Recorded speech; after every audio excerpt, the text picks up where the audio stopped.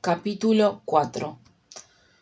Al acercarse, adentrándose en la precordillera, el clima estaba cambiando, amenazando ser tormentoso. Temía no llegar en condiciones con las cubiertas del auto, porque al salir de la cochera abierta que daba al frente de la casa, las notó muy desinfladas.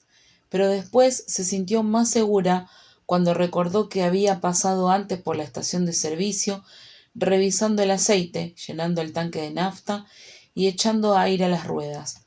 Cuando su puntapié sobre el caucho le dio el ok y el manómetro le había indicado 28, se había quedado conforme. Decidió continuar manejando sin temores por la ruta 7. Apareció el maravilloso paisaje que la bellísima montaña desplegaba para ella esa mañana. Por momentos, con el éxtasis visual placentero, casi olvidó las dificultades que la remontaban a realizar ese viaje. Con cada curva que se abría, se exponían las rocosas e imponentes quebradas, los coloridos rojizos por los montes ferruginosos riquísimos en arcilla ya estaban ahí a su alcance. Recordaba haber extraído de ellos barro o arcilla roja para modelar acompañando a su amiga. Ésta la había tratado de convencer en varias oportunidades que trabajar ese material era muy terapéutico para las neurosis y conflictos también. Los matices mixtos entre grises, negruzcos, verdosos, marrones variados y terracotas lucían en pleno esplendor ante sus ojos. Nunca se agotaban las sorpresas visuales que entregaba la montaña cada vez que subía, descubría nuevos paisajes o cambios en su colorido o estructura según la época estacional o los efectos de la luz, de acuerdo a los horarios del día. Abrió las ventanillas durante todo el viaje para apreciar el aire puro y descontaminado. Cuando faltaban pocos metros para la curva que la desembocaba a la calleja de la casita, sonó insistente el celular. Alberto ya está realizando su control de gestión, pensó en voz alta, pero la sorprendió otra voz. ¿Señora Parmucci? Sí, ¿quién me habla? Buenos días, disculpe. Soy amigo de la señorita Farinas, el dueño del café El Nuevo Siglo. No sé si me ubica. Ah, sí, ¿cómo le va, señor Lopresti? Me sorprende. Me imagino. La molesto porque hace unos días que trato de ubicar a la señorita Farinas y no he tenido éxito. La he llamado a su casa y al celular y no me ha contestado. Como ella me ha dejado su teléfono, me atrevo a molestarla. Quizás usted sepa algo.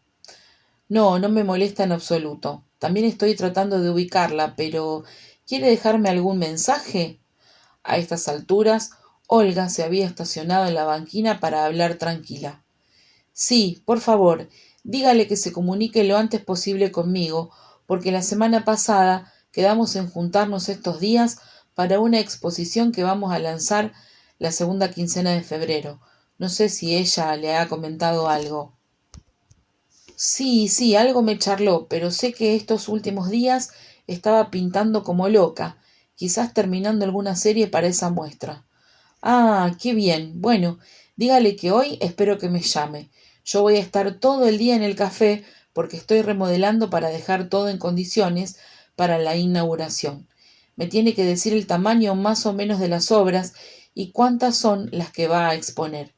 Dígale también que esta vez no se queje, que he agrandado el espacio y puede colgar los cuadros que ella desee. Bueno, yo le diré. Ah, y no olvide de mencionarle también que tengo nuevos compradores esta vez. He conseguido un contingente de norteamericanos con la dirección de turismo y la cadena hotelera del nuevo Sheraton. Por lo tanto, plata va a haber, terminó el hombre, muy entusiasmado y alegre, exultando de euforia. ¿Cómo no, señor Lopresti? Quédese tranquilo, yo le voy a comentar todo. Seguramente se debe haber escondido en algún rincón para pintar tranquila. Hasta luego. Quedó absorta observando el esplendor del paisaje varios minutos. ¿Cómo podía haberse desaparecido su amiga de semejante manera y más teniendo en cuenta que había una exposición en puerta, eran los pensamientos danzantes rítmicamente en la mente de Olga Ovejero. ¿Qué le diría al señor Lopresti si su amiga no aparecía? ¿Qué sería del café del rincón bonito de Palmares, donde Danmaris era habitué y había prometido tamaña exposición? Y lo que era peor todavía, ¿dónde estaba su amiga? ¿Qué motivos absurdos tenía para desaparecerse? Múltiples interrogantes la invadían, sin respuestas posibles hasta esos instantes. Miró en derredor y el paisaje parecía tan tranquilo, exclamó inevitablemente en voz alta. Las montañas estaban muy silenciosas, cómplices de haberse absorbido a Danmaris. Miró las serranías ahora con desconfianza, un paisaje que inspiraba temor, tan lleno de misterios, precipicios, quebradas, ramales de río violentos y turbulentos. Hasta las aves, que tanto le agradaban por sus bellísimos trinos, le parecían ahora carroñeras. ¡Qué locura!, se dijo a sí misma. Volvió a encender el motor de su Citroën. Ya los truenos amenazaban cada vez más la tormenta. Aparcó el autito en el puente grande frente al portón de la casita. Todo estaba muy silencioso. Ya eran las 10 de la mañana. Cuando descendió del auto, el viento cordillerano le voló los cabellos rubios, despeinándola por completo. Abrió su bolso buscando una copia de las llaves del refugio. Mientras caminaba hacia la vivienda de los caseros, pensaba en la actitud fraternal y afectiva de entregarle las llaves de la propiedad a ella y sus números de teléfono a todos los contactos o conocidos desde hacía tiempo por si acaso. ¿Por si acaso de qué? Ahora Olga se preguntaba. ¿Todo esto que Danmaris había hecho eran votos de confianza o temor a que algo le sucediera? ¿A quién le temía su amiga? ¿O a qué le temía? Hizo un esfuerzo por disipar malos pensamientos de su mente y se dispuso a avanzar y ser amable con los caseros. Basualdo no era santo de su devoción. El hombre le era algo antipático. Había un no sé qué que le molestaba de ese individuo, quien le parecía oportunista. Lo encontraba libidinoso, pillo, astuto y escurridizo. No era para ella confiable, pero Danmaris lo defendía. Decía que era muy afable con ella y que los necesitaba para el cuidado de la casita. Era lo que había. Golpeó enérgicamente la puerta vidriada del almacén. Salió al encuentro Casilda. La recibió con expresión alegre, con una sonrisa de escasos dientes, esbozada en un rostro curtido, pálido y algo demacrado por el cansancio. Los días estaban muy calurosos en la montaña también, y el trabajo en esa etapa de temporada alta estaba muy pesado. Se notaba el agotamiento de la rústica mujer. «Ah, ¿qué tal, señora Olga? ¿Cómo le va? La estaba esperando. Imaginé que vendría hoy por la mañana». «Hola, señora Casilda. ¿Tuvo alguna novedad de mi amiga?» «No, nada. Todo está igual. Cerramos con un candado la puerta por afuera, porque todo estaba abierto». «Sí, me lo comentó ya usted por teléfono. ¿Ustedes no tenían algún juego de las llaves de las entradas?» «No, la señorita Danmaris nunca dejó copia de la llave. Nosotros hacíamos arreglos cuando ella estaba y yo le regaba por afuerita nomás». Esbozaba gestos bruscos y chismosos al hablar algo entusiasmada. Mientras la mujer decía estas palabras, la recién llegada vio aparecer por detrás y saliendo de la vivienda al tal Basualdo. «Buen día, doñita», dijo sin mirarla a los ojos. Nunca lo hacía, y Olga recordó que esta era otra de las cosas que le molestaban tanto de ese hombre al que consideraba algo deleznable. «Buenos días, señor Basualdo. ¿Usted no vio a la señorita Danmaris? ¿Cuándo fue la última vez que la vio?», preguntó inquisitiva y molesta. «No, es lo que hablábamos con mi señora. La última vez que la vimos fue el martes. En cuanto llegó, vimos luz, humo por la chimenea, como siempre, cuando ella viene por aquí. La tarde del martes nos pidió leña, nos compró alguna herramienta, ¿vio? Nos compró un destornillador pequeño, unas tenazas y nos pidió en prestado unas tijeras grandes porque tenía la de ella desafilada para cortar los rosales. Pero, ¿cuándo encontraron la puerta abierta?, insistió Olga tratando de mantenerse tranquila. El miércoles por la mañana. Yo fui a ofrecerle pan y tortita de mi viejí, como a las 11:30 para el desayuno, y encontré la puerta y ventana abierta. La llamé desde afuera, pero no me contestó. Los rosales que están cerca de la ventana lo alcanzó a cortar y arreglar, pero la tijera la dejó tirada ahí, ¿vio? ¿Cómo tiradas ahí? ¿En el piso, arriba del pasto? Sí, yo la recogí. Sos bastantito carita, ¿vio? Claro, entiendo. Che, y se ha echado a perder el tiempo, está bastantito nublado. El día se está indisponiendo. ¡Qué fiero se está poniendo! ¿Y qué hizo después? La llamé a mi vieji pa' que de entrar a la casita a buscarla, por si estaba dormida o en paño menores, ¿vio? Los ojos desagradables del hombre, cruzando la mirada con Olga, tomaban un brillo especial al decir esas palabras, detalle que Olga no pudo ignorar, aumentando su repulsión. Sí, yo entré y no encontré a nadie. La cama de la señorita estaba deshecha, pero ella no estaba. También dejó la hornalla prendida, la luce también. En la mesa del comedorcito estaba la taza del desayuno donde se ve que tomó un café con leche, ¿vio? Yo le dije a mi marido que cerráramos todo, la ventana y la puerta, cortamos la luce y como no apareció ni el día viernes, decidí llamarla por la tarde. Disculpe que me meta en lo que no me importa, doña. A mí no me gusta meterme en donde no me llaman, ¿vio? Pero a mí me parece raro. Está bien, Casilda. Por casualidad, ¿no vieron a nadie más la noche del martes merodeando por aquí o por la casa? Los caseros se miraron entre ellos, interrogantes y sorprendidos. No, doñita, a nadie. Solamente ese martes a la señorita. ¿Por qué? ¿Ella esperaba a alguien?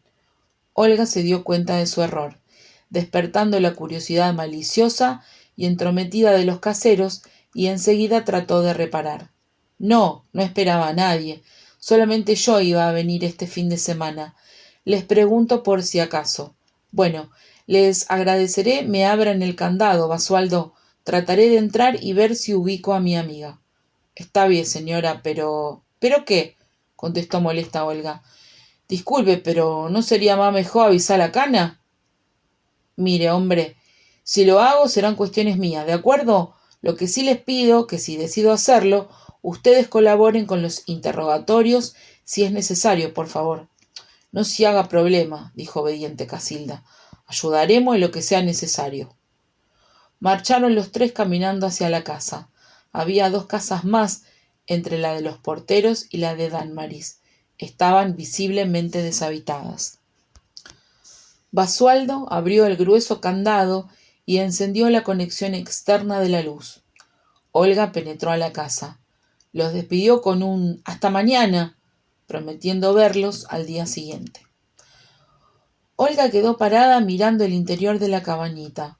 Cerró la puerta con el juego de llaves que extrajo del bolsillo de su campera liviana. De inmediato giró su mirada hacia la viga donde, detrás de la puerta de entrada, pendía el juego completo de llaves de Danmaris.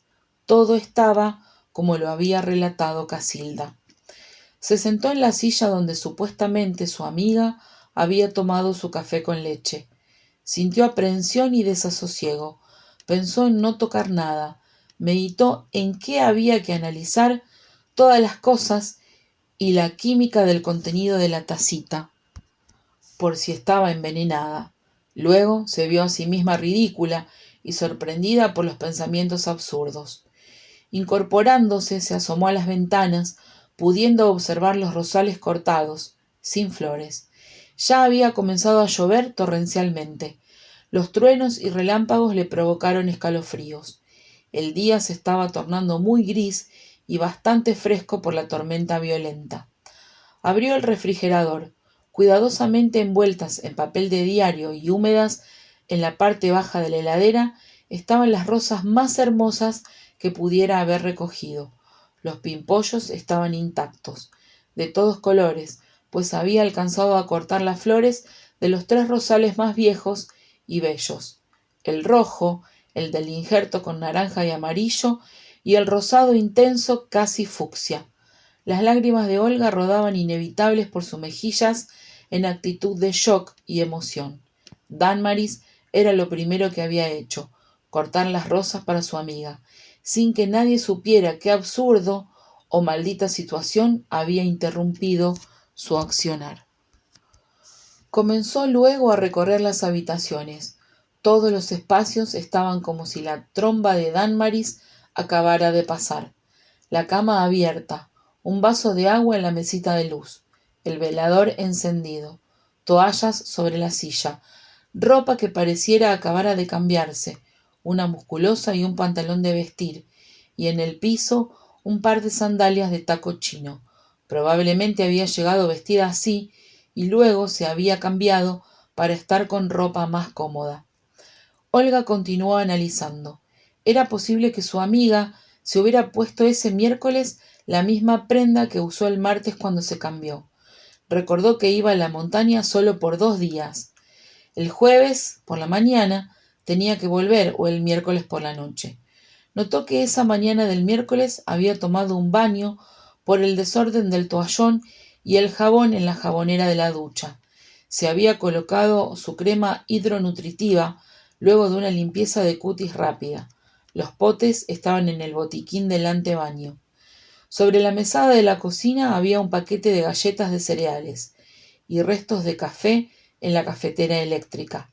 Dentro de la heladera permanecía en el freezer la carne y en el habitáculo general del refrigerador un sachet de leche descremada abierto y un pote de dulce abierto. Sobre un aparador, al lado de 2 figuritas norteñas y unos cacharritos, habían un paquete de caramelos sin abrir y media barra de chocolate envuelto como para continuarse comiendo luego. Olga cada vez se entristecía más. Todo era tan patético. Le parecía que en cualquier momento Damaris aparecería por la puerta de entrada como si nada hubiera sucedido, saludándola muy alegre. Pero eso no ocurrió. Transcurrió todo ese día sábado sin tener noticias de su amiga. La nostalgia y la congoja se apoderaron de Olga. La tormenta ya había cedido y el aire muy fresco le invitó a encender una estufita eléctrica. Se sentó en el silloncito que le pertenecía a la luz de la lámpara de mesa. El calor generado no era suficiente y se dispuso a encender la chimenea, que ya tenía varios leños dispuestos como para cuando fuera necesario. Quedó observando la puerta de la salida. ¿En qué momento ella la había atravesado para irse y no volver nunca más? ¿Quién la había traspasado para dañar a su amiga? El manojo de llaves, dejados allí en la columna por Damaris, pendía misterioso sin ser usado para darle paso final a su dueña. Tomó conciencia que contenía muchas llaves. Ese juego nunca lo había usado. Se incorporó muy despacio, tomó el manojo del gancho y cerró con 2 vueltas de las llaves de 2 paletas y extrajo el manojo de la cerradura. Contenía 2 llaves pequeñas gemelas, una grande que parecía del portón y una llave tipo yale de armario probablemente. Trató de recordar. Siempre que iba no tocaba nada personal, no era necesario.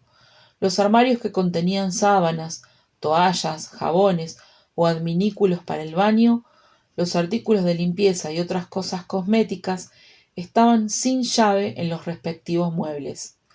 La vajilla, los licores, caramelos, galletas, caldos y otros alimentos no perecederos estaban sin llave.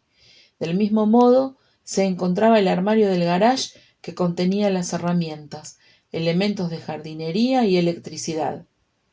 ¿Para qué esas llavecitas, entonces?, se preguntó bastante intrigada Olga. Dirigiéndose al dormitorio, se percató en el ropero de una cajuela o alajero interior que estaba cerrado con llave.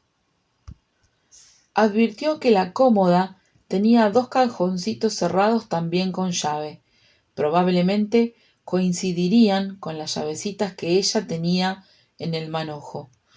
No atreviéndose a profanar la privacidad de su amiga, se sentó en la cama a pensar. Si Damaris no se las había dado, era porque le molestaría que ella accediera a su privacidad. Pero ¿por qué nunca le había hablado de esos cierres? De pronto percibió una vaga sensación de desconocer algo de su amiga, de descubrir una intimidad misteriosa en la que se encontraba excluida.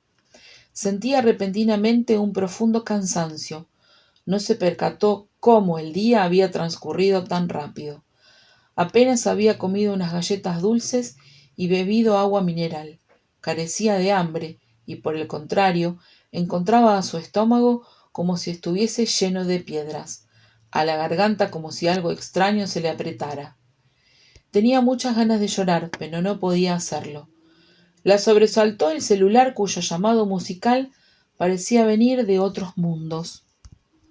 «Hola, hola, Olguita, Alberto», pudo exclamar, y eso fue todo. No podía controlar los espasmos que le provocaban los sollozos incontenibles. «¿Pasó algo malo? ¿Qué supiste de Damaris?» «Nada, todavía nada. Hay que buscarla. No sé qué hacer, Alberto. Por favor, ayúdame. Te juro que si le sucedió algo malo, no sé qué va a pasar». «Tranquila, mañana voy para allá y hablaremos con la policía. Ahora trata de calmarte, por favor. Hacé un esfuerzo de descansar y mañana, con la luz, trataremos de buscarla. Tranquilízate ahora». «Está bien. ¿Llovió por allá?» «Aquí hubo una tormenta torrencial». «No, mi amor, se puso nublado, hubo viento y amenaza, pero quedó solo en eso, en intentos nada más». «Chau, querido. Chaucito, Olguita. Trata por favor de relajarte y descansar, ¿sí?» Las palabras de Alberto la apaciguaron un poco. Extrajo del ropero una frazada grande. Cerró la cama amplia, donde había pernoctado aparentemente Damaris, y se acostó vestida, tapándose con esa manta. No quería dormir, solo pensar. La noche avanzaba y el silencio se iba apoderando cada vez más de la montaña. Comenzó a sentir miedo. Nunca había estado sola en esos espacios. No comprendía a su amiga cómo podía pasar solitariamente jornadas allí, en esa inmensidad, en lugares donde la naturaleza explotaba con todo su furor. El bramido del ramal del río era cada vez más evidente. Los pensamientos de Olga inundaban su mente en modo creciente, pareciéndole que el sonido del agua se había apoderado de la noche. Si su amiga estaba aislada allí afuera, ¿sentiría frío? ¿Dónde estaría ella? ¡Por Dios! ¿Qué risco, montaña, monte o precipicio se la había tragado como una bestia voraz? ¡Cuánta pesadumbre! No quiso apagar el velador encendido desde hacía varios días, aunque Basualdo había interrumpido el paso general desde afuera hasta su llegada. Giró su cuerpo en la cama y detectó un destornillador pequeño junto a una radio vieja. Incorporándose y sin tocarlo, pensó que la herramienta la había adquirido para tratar de arreglar esa radio portátil de cuando ella era niña. ¿Y las tenazas? Volvió al comedorcito. Notó las tenazas junto a un paquete de leña en un recipiente para los atizadores junto al hogar. Recordó que Damaris quería hacer algunos injertos con los rosales viejos para no perder las plantas. Quizás necesitaba esas herramientas. Admiraba en ella el gusto por la jardinería y las habilidades manuales para hacer lo que deseara. Apagó algunas luces, dejó la estufa encendida y volvió a la cama. Se sentó en ella otra vez. Pudo visualizar desde allí cómo la ventana del dormitorio daba al puente frente a la cochera cerrada. «¡El auto!», exclamó. Tomó conciencia que con la confusión del día había olvidado meter el vehículo dentro del garage. Total, estaba vacío. Siempre lo hacían cuando iban. De noche dejaban los autos dentro de la cochera. Damaris ya no tenía el suyo desde que Arnoldo se lo quitara hacía 2 años más o menos. No sabía qué hacer. Luego pensó que otra vez no iba a salir. La noche estaba muy oscura. Afuera era silencio. Solo el río era el dueño, junto al follaje de los altísimos árboles, comandando los escasos sonidos en las inmensidades de la montaña nocturna. Ella se sentía sola en un punto de grandiosidad de esos espacios. Quiso intentar dormir. No deseó tomar ningún sedante, pese a que percibía el fino temblor que sacudía en sus manos y el sudor frío que le recorría el cuerpo. Trató de cubrirse más con la frazada. Comenzaron a torturarle los pensamientos que germinaban desde su mente, pareciéndole de nunca acabar. No podía dejar de imaginarse a Dálmaris en los abismos inconmensurables del exterior. Su mente fue aún más lejos pensando: ¿qué seguridad podría darle esa casa pequeña en el medio de la gigantesca montaña, si tampoco la había podido tener su amiga desaparecida? ¿Cuántas cosas ya no se explicaba? ¿Cuántas cosas ya no se explicaría nunca más a partir de ahora? ¿Tendría definición posible alguna vez toda esta pesadilla? Finalmente acabó durmiéndose.